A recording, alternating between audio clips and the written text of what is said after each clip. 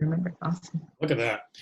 Okay, everyone. Hello. Welcome to Hybrid 2.0 Parent-Student Meeting. It's October 19th, and this meeting is for parents and caregivers to sort of outline how we are going to return to school. As you know, students are going to be returning to in-person learning starting next Monday, or this Monday coming up, a week from today on October 26th. If you're in cohort A, you'll come on the 26th and the 27th. If you're in cohort B, you'll come on the 28th and the 29th. 29th and 30th, sorry. 29th and 30th, sorry. And so our goal here today is just to outline what changes we've made, tweaks, adjustments we've made to the in-person learning program based on the feedback from the survey that you all gave, that you all participated in, rather, the students participated in and the teachers participated in, and then answer your questions and hopefully make you feel good about the students coming back in the door in a week. So if there are points in this program where we're going to stop for questions, if you have questions and you want to just get it out, you can always dump that in the chat. And Corin, our very capable assistant principal, will be monitoring the chat. She'll kind of collect all the questions and ask them at the appropriate time. But again, no one needs to listen to me talk for an hour. So feel free to chime in when we get to those question parts. So without further ado, here we go.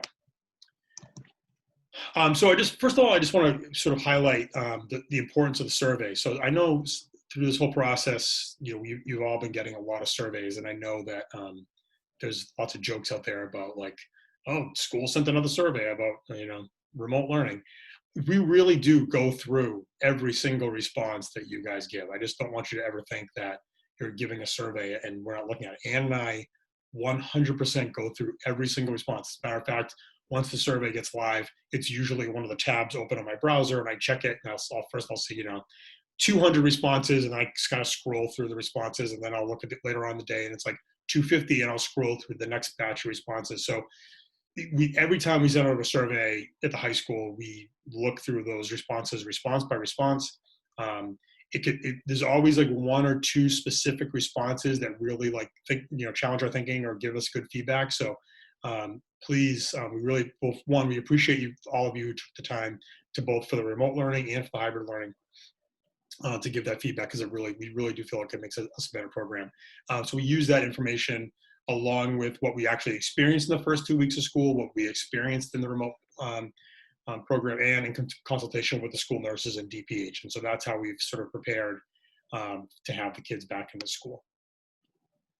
So what we're going to talk about tonight, just sort of logistics, how kids will experience the day-to-day learning at the high school.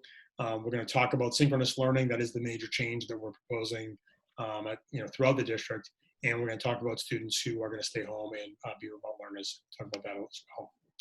So going back to the survey, I just want to set the stage. One of the interesting things about the survey is that this was not an overwhelming response either way. And to highlight that, we'll show you this one clip. So these were the first two responses that came in to this question. So what other questions or thoughts do you have regarding going to school in the remote model? So one parent wrote, "It's a fail. And whoever writes these intelligent, insulting questions knows this." The literal next response was, "The remote model is working well for our family. My 9th grader is enjoying his classes and doing well. The teachers are doing an incredible job navigating this." So we show this because this is not one of those situations where there is an overwhelming, consensus on one model or the other, and that both people, both sides, both perspectives have validity. We completely understand why there are some folks who are very anxious to have their students back in school, and we also know that there are some folks who are very anxious to have their kids in school for the other reason. So we know that there are both sides to this story. And so our hope is that if more parents understand that as passionately as you might feel about one perspective, there is another parent in the district who feels the opposite way. And if we can go through this next phase of learning without sort of vilifying the motives of the school or the parents who feel one way or the other, we're all going to be better off for it. So hopefully and it was just Ann and I both laughed when we saw that these were the first two responses to the survey. and hopefully that it gives you a perspective on what we're dealing with and sort of like what we're trying to navigate as we do the best job we can for all students. So that's just, again, this and also goes to show we literally are looking at every single response. Because there were dozens of Go ahead. responses that were opposite, just like that. We get right. We could have pulled dozens of other, like we could have examples. we could have married up other responses throughout the survey to show that same point. Okay, so what we're going to go through now is logistics. So the good news is because of the way that we did things, where we had the 2 weeks where the kids were in person, then we sent them home, we had some time to sort of evaluate how we were doing school and what we can improve on. So the other thing I have to say is that for arrival and dismissal, parents who are dropping their kids off and picking their kids up, you guys did a fantastic job. Really had zero issues with arrival and dismissal. There are some, there's a few issues, as far as like kids, bunching in the very, very couple of days, but they quickly learned to keep their social distance, and that was really a non-issue, as they waited to be picked up. But there are really no changes to the arrival or dismissal process. We are changing the times, so the buses are going to get here at 7:30. That's because we had kids who were coming into the building at 7:20, and because class didn't start at 7:50, they were literally here for half an hour with nothing to do. So when kids arrive off the bus, or if they get here early from a parent or a caregiver, they're going to be asked to sit and hang out in the cafeteria where they could have breakfast if they wanted. All the desks are socially distanced apart. They're all more than 6 feet apart. We'll spread the kids out throughout the gymnasium, and they'll wait there. That'll give teachers time to get ready for the day, as that time is there for the teachers. And then at 7:40, we'll dismiss the kids to class. That's also when we're asking parents who are dropping their kids off to arrive around 7:40, no earlier than 7:40, so they can drop their kids off then. And then again, the rest of the day will continue as is, starting at 7:50. The biggest logistical change we're making is the mask breaks. So mask breaks was definitely the place where we struggled the most and where we got the most critical feedback. Basically what we learned is that when you let a bunch of teenagers out in one area, even if you have adults telling them to social distance, they don't generally social distance. So short of me and Ms. Corin going out there with a 6-foot pole and getting in between every single kid for 8 minutes, the outdoor communal mask breaks were not going to work. The other problem with that version of the mask break is that as we live in New England and it's going to get cold, the weather is not going to cooperate for very much longer. And so that would become challenging to have 180 kids, 190 kids outside in the snow. So the way mask breaks are going to work going forward is it's going to be in the classroom with teacher discretion. And by in the classroom, I mean it's going to happen on an individual basis. So if I were in my math class and I was a student and I wanted to take a mask break because maybe it's the second period of the day and I just wanted to take a little bit of a break, I would ask my teacher if I could go into the hallway. The teacher would dismiss me to the hallway, where obviously in between classes, we don't have anybody in the hallway. I'll go out, I'll be in the hallway by myself. Maybe there'll be a couple other kids in the hallway, far, far away from me. They'd be more than 12 feet apart. And I take a mask break for a minute, maybe take a drink of water, and then go back in. All students get a mask break during lunch, obviously, so they can eat. And so that's how mask breaks will occur. It'll be at student request, teacher discretion. We're asking students to take mask breaks, at times that make sense. We're not saying, you can take them whenever you want. So if you're in the middle of a math test, no, you're not going to be allowed to have a mask break unless it's an emergency. But generally, teachers are going to be very accommodating with the mask breaks, and hopefully that will work in a more sort of individualized basis in a way that makes a little bit more sense. Teachers will also have the ability to say, hey, you know what, guys, we've been on the screens for a little while. Let's go out and take a 5-minute walk outside and do that. So that teachers have already asked about that. And as long as everybody's 6 feet apart, that's going to be fine. Obviously, it's going to be a lot easier for one teacher to control 12 students than it would be for Ms. Corin and I to control 190 students when we're trying to manage a mask break. So that's mask breaks. Hallways, when we first started, again, based on our sort of like what we have in our mind is school and how school traditionally runs, we had one-way hallways throughout the building. And that was sort of like the common understanding of how we should direct traffic. Um, Knowing what we know now, but having so few kids in the building when we do have the split cohorts, public health is completely fine with us having hallways be using like the right is right model. That right is right, that's actually language that came from somebody's response on a survey. So thank you to that person. So go ahead. No, just agreeing. Yeah. So kids will be dismissed, and then they'll take the quickest route to their next period class. They'll have 4 minutes between classes. Um, and that's how they'll get to class. And as long as they're staying on the right side of the hallway, then they'll be fine. So that's how we'll approach hallways. And so one of the complaints that the kids had was, boy, I have to go, the complete long way to get to the Spanish hallway, the Spanish class, or if I'm in Spanish, I have to go outside the building to get to, art. So we're gonna get rid of that by just using our right is right model. And I think that'll work, fine. Lunch was another place where some of the concerns were we had seniors who were the only senior in their lunch, or we had sophomores who were the only sophomore in their lunch. And the reason for that was because we had 3 lunches and we were limiting it to 50 kids per lunch. And so now what we're going to do is, instead of having 3 lunch, we're going to be having 2 lunches. The lunches will expand from about 50 kids per lunch to about 90 kids per lunch, more like 80, closer to 80. Yeah. The gym currently has about 115 desks, all set up more than 6 feet apart.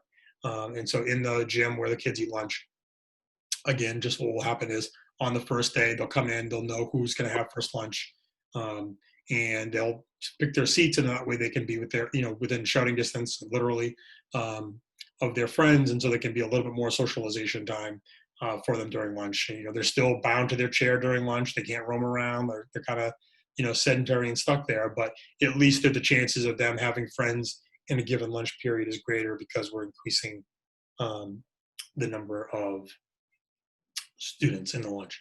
Public health tells us that, the what we have planned is completely safe and fine because the kids are more than 6 feet apart. They're not close contacts, and they'll be okay to be in the lunchroom. Wednesdays will be a change. It's sort of, if your student went to hybrid learning in the first 2 weeks of school, then that Wednesdays was an independent learning day, and that's what it will continue to be. During remote learning, we had built in these short half-hour check-ins for kids to sort of like check in with their teacher, get the assignment for the day, and then continue. Wednesdays are really designed in the hybrid learning model for teachers to be able to do more individual check-in with kids and give more one-on-one attention to be available for students in either cohort who might need more assistance have not seen the teacher in a few days. So Wednesdays will be an independent learning day for kids. We will be taking attendance, and we'll let the students know how that attendance occurs. And then finally, attendance, whether you're going to school in person or whether you're going to school remotely on a given day, because we're all going to be following a synchronous schedule, attendance will be taken every period, every day. So we're going to get to Zoom to Room in the next section. But if A block starts at 7:50 and I'm in cohort B on October 26th, I need to log into my computer, and my teacher will be waiting for me in class. The teacher will take attendance for the students who are in cohort B. She'll also take attendance for the students who are in cohort A, and then she'll be teaching both groups of students at the same time. One group of students who's in front of her, and one group of students who's on the computer screen. Teachers will be doing this in different ways. We're going to talk about that when we get to Zoom the Room, but students will know that they're required to log in every single day at 7:50 and then basically follow a school day just as they would be if they were in person. And then here's the actual schedule. So again, the 7:50 for the start time for A block, that's no different. We've added some of the time that we gained back, we put into the class. And because parents were really being really efficient and students were really efficient with their dismissal, we feel like we're able to get dismissed students at 1:55 instead of doing it 1:50, and get kids out of there, families out of there by 2. And that should go completely fine. That just gives us a few more minutes in each class for instruction. All right, so questions at this point? The chat is quiet. Quiet. Yes. That must mean, Anne, you made the best PowerPoint of all time. Oh, And hold on. someone's Here's- saying you made a great PowerPoint. That's my guess. What did they say? This is okay. As we progress into the colder months, more people are bound to get sick. What are the chances that we will have to go back remote? These changes back and forth seem to cause a lot of inconsistency with the students. Yeah. Well, I got to say that, Ann and I are not in charge of the district's policy on when to bring kids in and out of hybrid. So those questions are better directed to Mr. Friend. Um, I guess what I could say in fairness is that the push from all corners of the state is to get kids in the building. The governor wants the kids in the building. The commissioner wants kids in the building. Parents want kids in the building. Kids want to be in the building. And that is sort of driving the decision making at this point. If you have specific questions about metrics or situations that might cause us to go back to remote, those questions are best directed to the school committee and to Ted Friend, because they're the ones who are making these decisions. Ann and I, our job is just to provide the best school we can for the kids when they're in the building or when they're home. And we definitely hear about the inconsistency. We're feeling it too. The teachers are feeling it as well. Everybody is just craving that consistent schedule, something that they can expect day to day. Okay, question in the chat. Is it still mandated that all classroom and bus windows be open? It is mandated, I believe, Ann, maybe you've heard differently. I haven't heard anything about the buses. My understanding is that the bus windows are supposed to be open. I have not heard that the classroom windows are mandated to be open. I've heard that they are they could be open. Again, one of the challenges of having in-person learning is we have to have assigned seats, right, for contact tracing. So even though students are more than 6 feet apart in their seat, for contact tracing purposes, we need to know where everyone sat on a given day. Ultimately, that means there are a group of students who are going to be seated next to the window.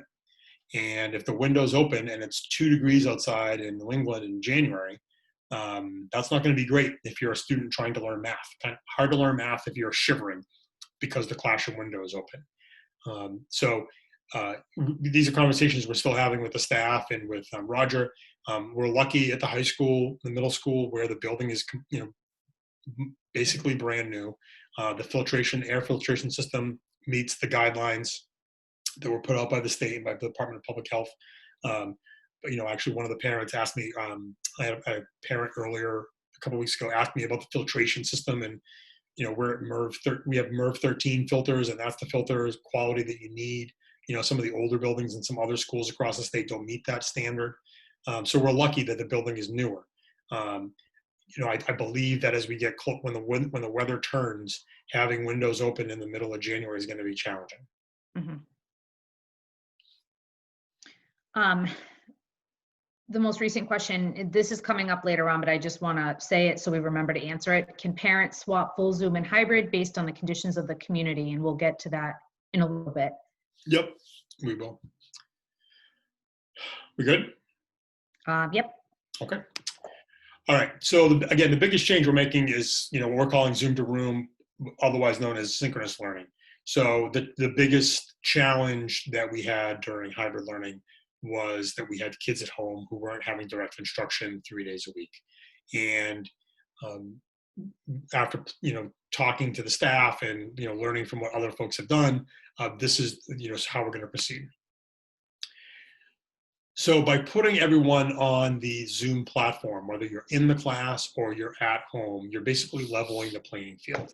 So teachers, instead of having to create, one set of lessons for the students who are at home and then another set of lessons for the students who are in class, they're now creating one lesson for all students, because all students are actually interacting through Zoom. Now, if you're in class, your teacher might actually have you on the Zoom platform, right? Because maybe that they are sharing a PowerPoint that you're able to see on your computer. And sometimes, there are programs like Pear Deck, for example, where the teacher will ask a question on a PowerPoint, and then kids are able to type in an answer, and their responses pop up. So sometimes there's a need for a student to be to have access to a laptop in school. But we are mindful of the screen time issue, and I'm sure that's going to come up in a little bit. So when possible, teachers are going to have their kids off of their own personal devices and trying to do other things. But if we have all the kids logged into Zoom, both the kids who are at home and the kids who are in class, and that's how the instruction is being delivered, it makes it more simple it makes it easier for the teachers to deliver the same quality instruction for both groups. And that was really the missing point from the first version of hybrid learning. The kids learning pre-calculus on their own 3 days a week is just not effective, and it's also not sustainable for teachers. So again, the way this would work is Monday, Tuesday, cohort A attends school in person, cohort B Zooms into class, and we shared the schedule with you earlier. Thursday, Friday is the reverse. The instruction goes through the Zoom platform. So again, as I just said, once the teacher takes attendance and lays out the plan for the day, she might say, okay, if you're in school, you can shut your computers down for the next 20 minutes. You're not going to need it. And then might have them log back in later on. For example, she might do the first part of the class where she's presenting things to the board, and the kids who are in school could actually look at the board while the kids who are at home are actually looking at her board through Zoom.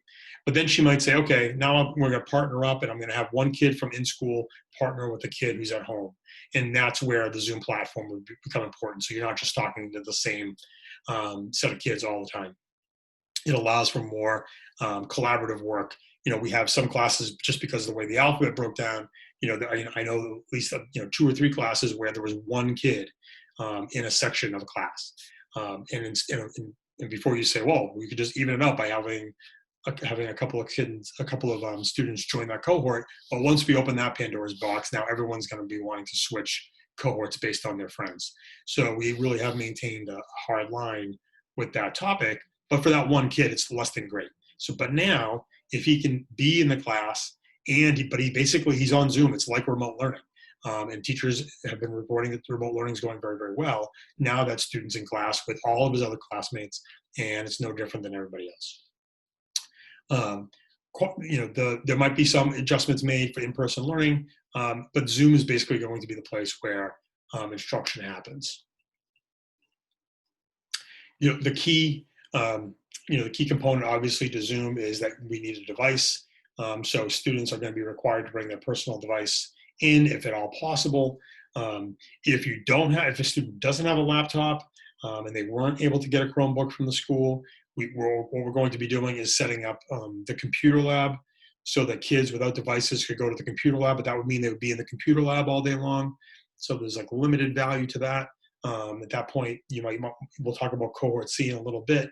But we will have if kids want to come into the building, we'll have stations where they can Zoom into class and participate with their peers as needed.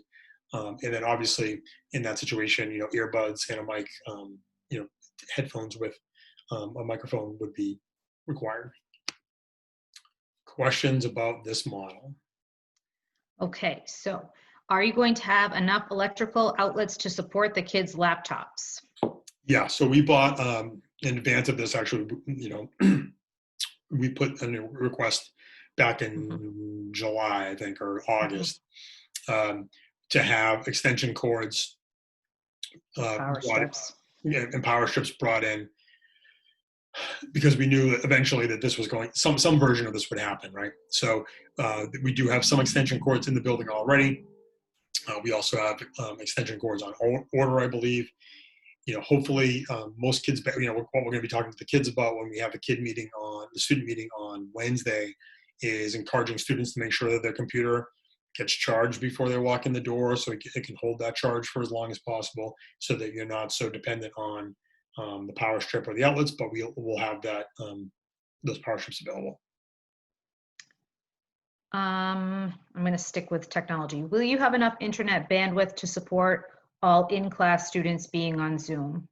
Our technology department assures us that 100% that we have all the bandwidth we need. I requested Chromebooks for both of my kids, but only received for one of them. Who do I reach out to? You would reach back out to Dan Durgan, who's our technology director.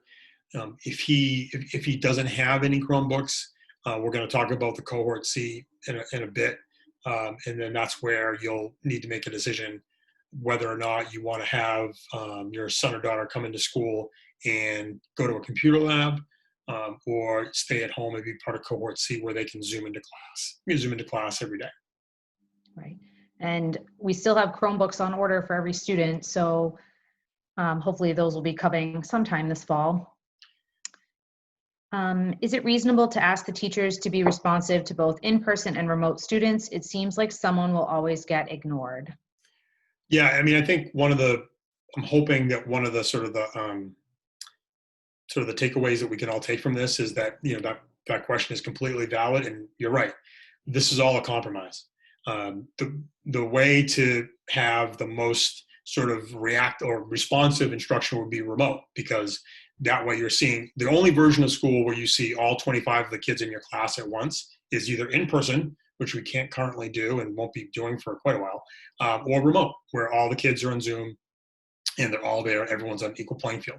So once we start to do something other than one of those two optimum options, then we are talking about compromise. So if you're home and you're a student and you're raising your hand and you're trying to get seen by the teacher, if she's answering a question from the kid who's in the third row, her eye might be out there and not be looking at the screen. And I think, kids and teachers are going to have, I'm sure they'll work out systems and get better at it. I mean, I think one of the things that's amazing to me is if you had told us all in March that we'd all be doing this and be doing it kind of effectively, we all would have laughed. But that's only because teachers and kids are working really hard to make it work. And so I'm pretty confident that once we get going with it, teachers will come up with systems so that the kids at home are able to get their questions answered, so they don't feel that they're not getting the attention they need.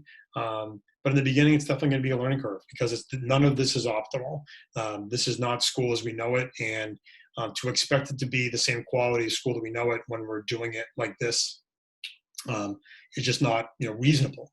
And I think everybody knows that. So, but the good news is, in a school like ours that's very small, where we really have a good handle on kids, and we know them all, we have a better chance than most, I feel like, to do this as well as possibly can be done. And we definitely have the staff who have been working incredibly hard every single day to make this work despite obstacles. So the question's valid, and it's just something we have to monitor and try to do the best we can on. Okay, we might probably going to touch on this in a minute again, but if we sent our child in and the whole Zoom to room is too difficult, can we revert to remote only? Yeah, so my understanding, and I mean, and you can correct me if I'm wrong, but parents, given the pandemic that we're all living in, and today was Massachusetts' highest number of cases since May, everyone always has the option for remote. That's always an option for you. So you absolutely can choose remote. I mean, I think, we're going to talk about remote in these situations, and not, again, going back to the question we just talked about, well, if you're choosing full remote, you're obviously then opting out of some things that teachers can do better when they do actually have some time with the kids in person. So we're going to talk about that when we get to the full remote model. Right. Will teachers have the flexibility to assign independent projects rather than having kids log into remote Zooms to help cut down on screen time? I would say they always have the flexibility to provide instruction the best way they possibly can. That's sort of a given. But what I would say, the goal of Zoom is to create like a traditional classroom model to cut down on to sort of level the playing field between the kids who are at home and the kids who are in school, and to make life sustainable for teachers. The way we were doing school, asking teachers to come up with lessons for the kids who were never in school, for the kids who were coming to school, in cohort B, but they actually had to teach cohort A, it's not sustainable. And it's not fair to ask that of our teachers. So teachers are definitely mindful of screen time. It's definitely something that we talk about a lot. We've talked about it throughout this remote learning model. I'm trying to give kids intentional breaks during screen. Though that might be a good example of something that comes out naturally in a class where, if you're in, again, I'm just spitballing as an old English teacher. If I had kids in class, I might have them doing one thing around a novel, but at home I would say, okay, you guys can shut your screens down. What I want you to do now is read the book for the next 15 minutes, write down some notes, and then we're going to come back in 15 minutes and you're going to participate in a discussion. Again, now because this is new to everybody, I can't stress that enough. Teachers are learning this in real time, so we have to give them sort of some grace and some flexibility to figure these things out. I think those are the kinds of things that teachers will get better at the longer we're in this model.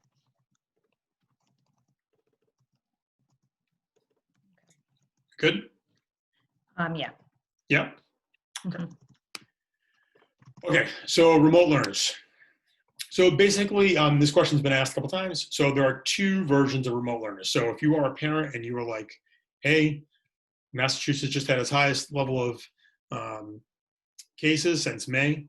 I don't think it's safe to bring kids back into school. That, like I said, the very first slide, that is a completely rational and reasonable thing to think. And so you might not be comfortable sending your student to school. So you have two options under that choice. Option two is to participate in what we set up at the beginning of the year, which is transfer to Greenfield Commonwealth Virtual High School, which is an asynchronous learning. It's self-paced, very independent. We've worked with those folks. Basically, we would recreate a 7-period day for your student, kind of in line with what they've been doing right now. So, for example, if your student right now is in chemistry, AP language, U.S. History 2, and pre-calculus, they would enroll in those courses and 3 others, and then move along at the pace that they're capable. They're self-paced. They're very independent. There's a learning specialist attached to each course, and that's an option that we're providing just because we provided it to the kids right at the gate. The other option is option one, which is because we are using Zoom in every class every day, you could choose to just remain at home and Zoom into class 4 days a week. The benefit of that, obviously, is that you have your teachers and your classmates. You're following the same schedule. It allows you the flexibility. So let's say, for example, what we've been recommending to folks who are choosing option one is to plan on staying there for the full semester one. That goes back to the consistency that some folks were asking about earlier. If students know, and predictability, if students know that they're going to be fully remote to the end of semester one, that allows them and their teachers to plan and sort of think about how they're going to do school for that first semester, rather than some random day in December coming back to school. So that would be option one. But in that option, you would follow the same 4-period schedule, and the schedule would be the same for you. There are limitations to that, obviously. So for example, if you are in a science class and the science teacher is going to run a lab, the science teacher is probably going to do the lab with the kids who are in cohort A, when they're in, and the kids in cohort B when they're in. So if you're in cohort C, if you're choosing not to come in, you're probably not going to participate in that lab because, again, there are just some things that just have to happen in school. So there are definite limitations to cohort C. We can't reproduce everything perfectly. Again, this goes back to the idea of compromise and realistic expectations during a pandemic. We can't recreate every single learning experience to students who don't walk in the door. We're having a hard time recreating the learning experiences that we want to do for kids who are in school, given some of the constraints. But we do feel that option one, zooming into classes 4 days a week, will provide kids the best level of consistency, connection with the school, connection with their friends. And when students and families are comfortable bringing them back, the easiest transition back to school. So those are the remote options. Questions on those? Can you please expand on other option one limitations, please? Other option one limitations. So besides the science lab, oh boy, I'm trying to think off the top of my head. So here's one. Go ahead. Cohort A would have already participated at the lab. So when the teacher goes through it with cohort B, what would cohort A be doing? Well, if cohort A does the lab on, let's say, Tuesday, and cohort B would be doing something else, and then cohort B would do the lab on Thursday when they're in class, and they would flip-flop with what cohort A is doing. Not every day of learning in school is what's the word I'm looking for? Consecutive.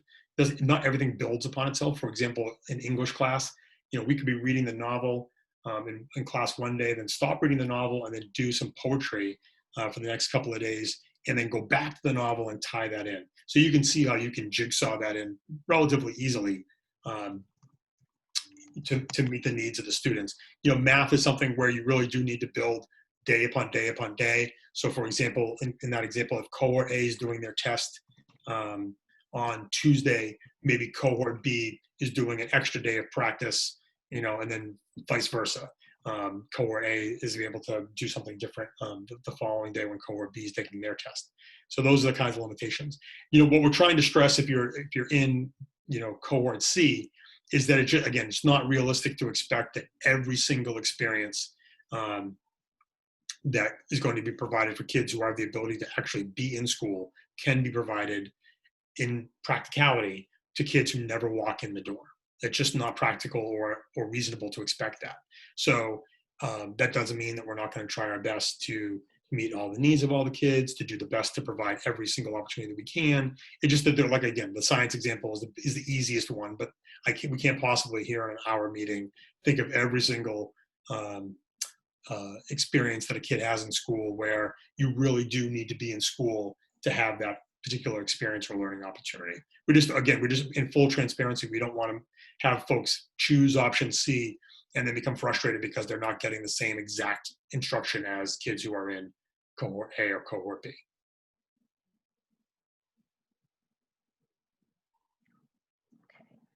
If a child is not feeling great on an in-person day, will they be allowed to Zoom into class? Yeah, I don't see why not. Although if he's not feeling great, I would tell him to rest up. School's going to be there when they get back. But if they're not feeling great, there's no reason why they can't Zoom in. Please just call the guidance office to report the attendance. Says the person who's in charge of all attendance in the school during the pandemic. She's got a vested interest in going well. All day. Other than that, it's pretty quiet in the chat tonight. Okay. All right. Well, then that's the end. We've hit the end of the presentation. So, any other questions about what school is going to be like for kids coming back starting on the 26th? If a student has a tech issue on a day that they are home and parents are at work, can the student reach out to IT in real time? They can. There's a tech help page, isn't there, Ann? Yes, yeah. There's a link on the website. There's a tech help. There's a tech link on the website. We will share that with kids so they have it again. But again, that's one of those things where, I had a phone call with a parent earlier on, was it last week? Time is no meeting. When we had the windstorm and people lost power, we sent a message out saying, if you had no power, you were excused from school for the day. And I had a parent call me, and she was, really upset because her kid couldn't log on because she had lost power.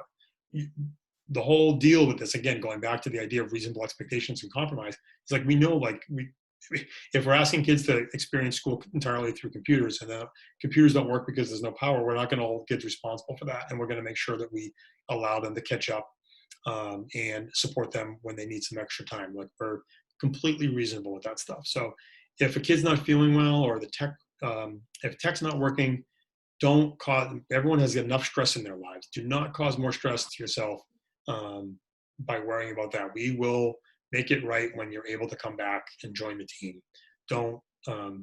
Please pass along to your students that it's going to be okay. We will pick them back up. Yep. Are PSATs still on for next week? No, they are not on for next week. They are on. What we decided was, given the fact that when we scheduled the PSATs for next week, it had been intimated to us that we wouldn't be coming back before November. So it made sense to schedule them for next week. Then, because the decision was made to come back on the 26th, we felt like having everyone come back on the 26th and all of a sudden turning back around and changing the schedule to accommodate PSATs would just be too chaotic. There's a different date for the PSATs. I believe it's in January, and we'll be administering the PSATs in January. In Sutton still? In Sutton, yep, it'll be in. PSATs are always in school, just with Sutton kids, and there'll be juniors and sophomores and juniors, and it's optional for both sophomores and juniors. Is there an approved district calendar available? Yep, it's available on the website. I've been getting this question a lot lately, though, so I don't know if it's. I'm going to check with Di on that because people aren't able to find it. So I'm going to check with her on that one. Okay. Okay, I think I read that the bus pickup times would be adjusted to reflect the updated drop-off times. Buses coming 10 minutes later? Yes.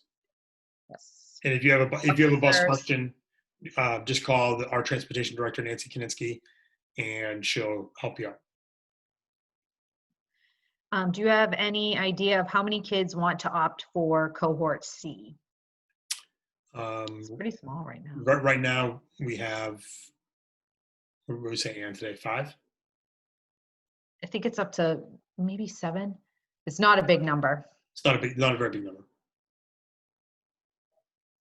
They're slowly trickling in. If we don't hear from parents, our assumption is going to be that everyone's going to be coming in the correct cohort. So if you, after this meeting, and I know Mr. Friend originally said the 16th, but we just weren't aligned on what we were doing and what he wanted to give everyone as much time as possible to make childcare needs. From, obviously that impacts the lower grades more than the high school. So that, that makes sense, but we hadn't figured out exactly everything that we needed to do by that time period. So if you want to take the rest of the week, if you call us up on Friday and say, or email us on Friday and say, we're picking cohort C, that's completely fine. We're updating teachers as we get the names, so they can plan accordingly. Honestly, it matters most for like desks in the room. If a whole bunch of kids in one particular section aren't there and we can steal those desks and use them in other places, then that's helpful for us. So